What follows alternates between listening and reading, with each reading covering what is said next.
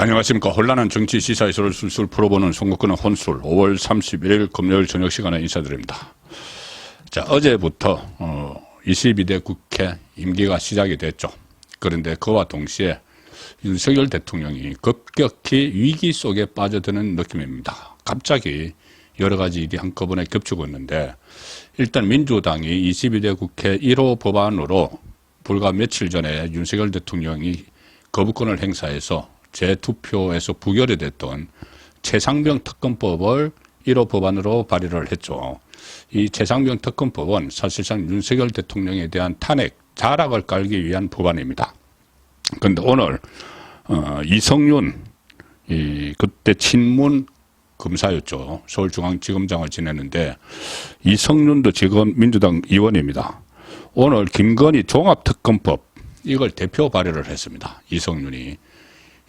원래 서울중앙지검장 때 이 도이치모터스 수사를 책임졌는데 수사가 제대로 안 됐죠. 뭐 별로 털 게 없으니까 털지 못했는데 이것을 비롯해서 종합특검법 해서 대표 발의를 했습니다. 이성윤이. 여기다가 오늘 갤럽 여론조사가 발표가 되는 날이죠. 매주 금요일. 윤석열 대통령 지지율이 역대 최저치, 취임 후 최저치, 그리고 부정평가는 최고치를 기록을 해버렸습니다. 20% 유지마저 지금 위태롭다, 이런 수치가 나왔는데 21%, 한국갤럽 오늘 발표해서 전주보다 3%포인트 급락한 21%로 조사가 됐고, 부정평가는 3%포인트 높아진 70%. 이거 상당히 예사롭지 않은 일입니다. 이 최상병 특검법에 대한 거부권 행사, 여기에 대해서 지금 여론전에서 완전히 밀리고 있죠. 그리고 이종섭 전 국방장관과의 세 차례 통화, 이것도 여론전에서 밀리기 때문입니다. 이 대통령이 국방장관과 통화를 한 그 자체를 가지고 마치 이것을 최상병 사건 은폐를 위해서, 축소를 위해서 지시를 하느라고 3번 통화를 했다, 이거 아주 기정사실화하고 좌파 패널들이나 민주당에서 이야기를 하고 있죠. 통화 내용이 뭔지 모릅니다. 이런 데서도 제대로 대응을 하지 못하고, 또 만약에 통화를 해서 왜 사단장까지, 해병대 사단장까지 책임을 묻느냐, 그거 심한 것 아니냐, 이렇게 했다고 해도 그것은 실정법 위반이 아닙니다. 국군 통수권자라서 할 수 있는 행위죠.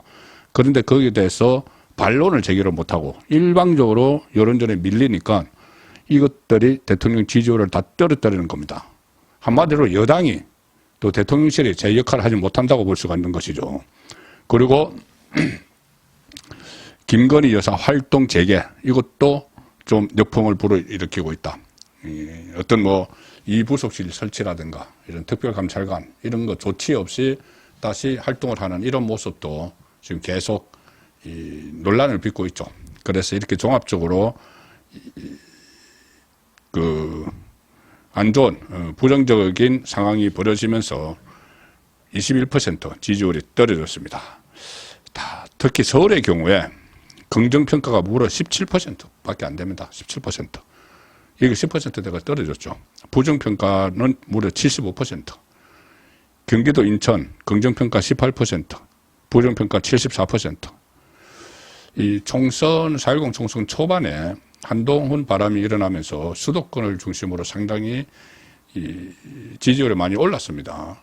국민의힘 지지율뿐이 아니고 그때 윤석열 대통령 지지율도 동반 상승이 됐었죠. 한동훈이 바람을 일으킬 때, 특히 수도권에서. 그래서 수도권 선거에 대해서 상당히 자신감을 갖던 그런 시절도 있었는데, 지금은 수도권에서 10%대 윤석열 대통령 지지율이 그렇게 떨어지는 상황이 됐습니다. 이런 상황이 되니까 윤석열 대통령이 곳곳에서 지금 굴욕을 당하는 그런 상황도 일어나고 있습니다. 사실상 수모를 당하고 있는 건데, 윤석열 대통령이 어제 22대 국회 개원을 맞아서 국회의원 300명 전원에게 축하란을 보냈는데, 이 축하란이 퇴짜를 맞고 있습니다. 조국이 이 페이스북에 축하난이 왔다는 것을 알리고 나서 이렇게 했습니다. 역대 유례 없이 사익을 위하여 거부권을 오남용하는 대통령의 축하난을 정중히 사양한다. 김준영, 조국당의 김준영이라고 있죠. 외교 전문가라고 해서 TV에 나오고 하던 사람, 자기 아들은 미국 국적이면서 반미 맨날 이야기하는 그 사람입니다. 김준영은 대통령이 아니고 불통령의 난을 버린다. 밤새 와 있어서 돌려보낼 방법이 없다. 그래서 버린다. 박은정, 윤 대통령이 물러날 때 축하난으로 돌려드리겠다. 물러날 때. 민주당에서도 김원희 같은 사람은 윤 대통령의 축하난에 거부권을 행사한다. 반송하겠다. 최민희, 내 언어와서는 가져가십시오. 이원실박 복도 바닥에 놔둔 난 사진을 올려놓고. 정청래, 곧 축하를 후회하게 만들겠다. 진보당 3명은 아예 축하난을 거부한다. 언론에 별도 공지를 했습니다. 이런 상황은 없었습니다. 아무리 국회에서 여야가 대치하고 대통령과 대립각을 세워도 축하난을 보내는데 이것을 밖에다 내다 버리겠다. 잘 키워서 퇴임할 때 주겠다. 곧 축하를 후회하게 만들겠다. 이런 식의 수모를 당하고 있죠. 그리고 이 지지율이 뚝뚝 10%대로 떨어지고 있고, 만약에 10%대로 가게 되면은 다음 주라도 사실상 10%는 심리적인 탄핵선입니다. 아무것도 할 수 없는 상황이 올 수도 있습니다. 무려 임기가 3년이나 남았는데 이 레임덕에 걸릴 수 있는 사실상 초비상 상황을 인식을 해야 되는 거죠. 여권에서. 자, 그러면 이걸 어떻게 할 것인가? 윤석열 대통령이 혼자서 이 국정 지지율을 끌어올려가지고 국정 운영의 동력을 찾는 것은 현재로서는 어렵습니다. 그리고 단기간에 할 수도 없는 일이죠. 차츰차츰 하면 몰라도.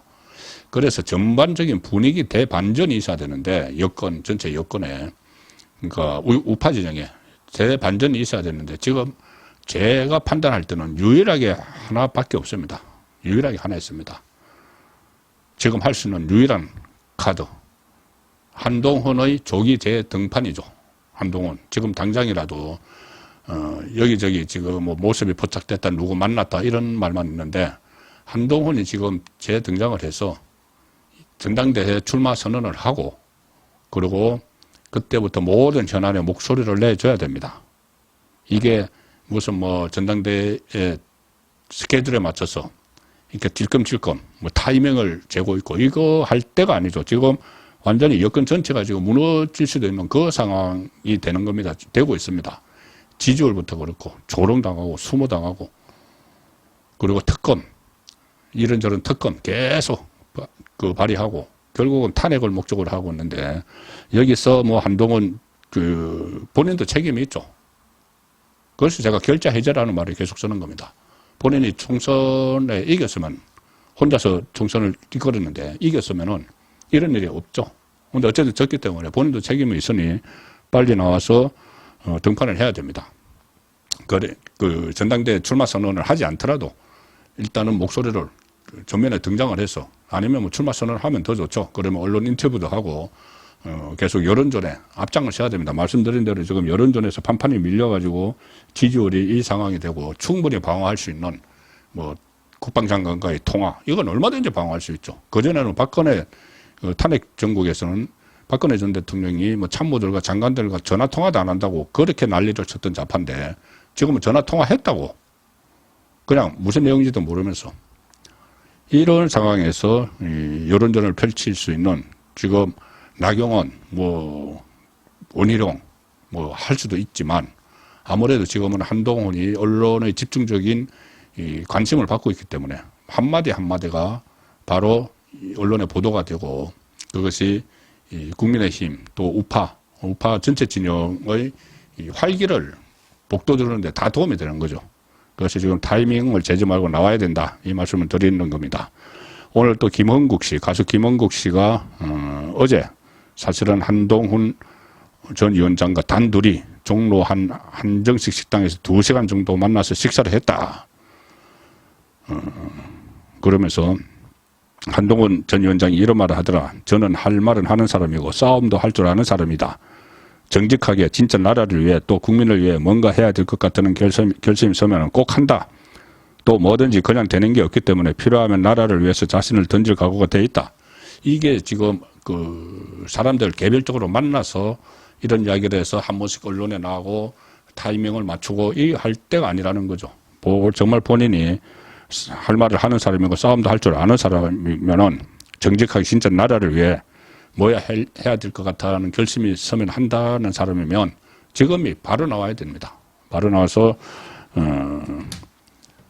좀 흐트러진 이 전체 여건의 분위기를 다시 잡는 그런 역할을 해야 됩니다. 왜 그러냐면은 또 하나 이유가 나와야 될 이유가 또 한 가지가 있습니다. 이재명은 구속되지 않는 한 한동훈과 계속 그 경쟁 관계를 할 수밖에 없죠. 총선에서도 한번 했고 그래서 이재명과 2라운드 언젠가는 해야 됩니다.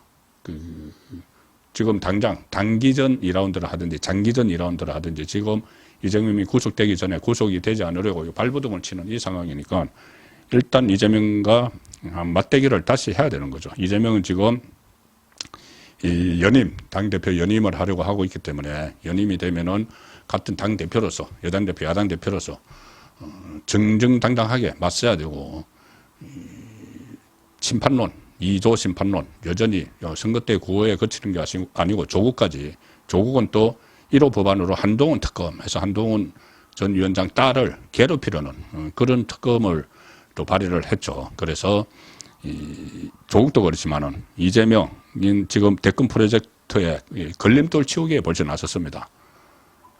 본인이 그 당대표 연임을 해도 당권 대권 분리 조항을 또 수정을 해서 언제든지 조기 대선이 치러지면은 나갈 수 있는 쪽으로 다 수정을 그 당헌 당규로 고치고 있습니다. 거기다가 또 기소가 되더라도 그냥 당권을 유지할 수 있는 이런 것들도 다 준비를 하고 있죠. 그리고 이제 윤석열 대통령 탄핵만 되면은 조기 대선이 실시가 돼서 본인이 본격적으로 뛰어들어서 정권을 잡으면 모든 게 셀프 사면을 해버리면 된다. 그런 그 구도를 그리고 여론전을 막 펼치니까 일방적으로 총선 이후에 국민의힘이 지금 밀리는 그런 상황이 되고 있습니다. 그런데 이재명도 사실상 당 장악력은 떨어졌죠. 추미애 국회의장도 만들지 못하고 또 최상면 특검법, 그래서 오히려 민주당에서 이탈표가 나오는 이런 상황이긴 하지만 이재명은 그럴수록 더 그립을 세게 잡고 윤석열 대통령 탄핵을 밀어붙이는 특검 정국을 기반으로 해서 탄핵을 밀어붙이는 그 상황이기 때문에 만약에 탄핵이 되고 우추선 할 때 한동훈이 내가 한번 해보겠다 해서 등판하면 그때는 늦습니다. 그때는 아주 늦죠. 지금이 한동훈이 등장할 수 있는 가장 적기다. 가장 한동훈에 대한 관심이 많이 있고 언론들도 있고 또 윤석열 대통령이 최대 위기에 빠져 있기 때문에 아예 나락으로 떨어지기 전에 가서 같이 여권 우파 진영을 구하는 것이 지금 한동훈에게는 발등에 떨어진 불이라고 생각을 해야 됩니다. 지금 뭐 이 사람 만났다, 저 사람 만났다, 도서관에 나타났다 이렇게 타이밍을 잴 때가 아니다. 그 말씀을 분명히 드립니다. 송국근의 혼술이었습니다.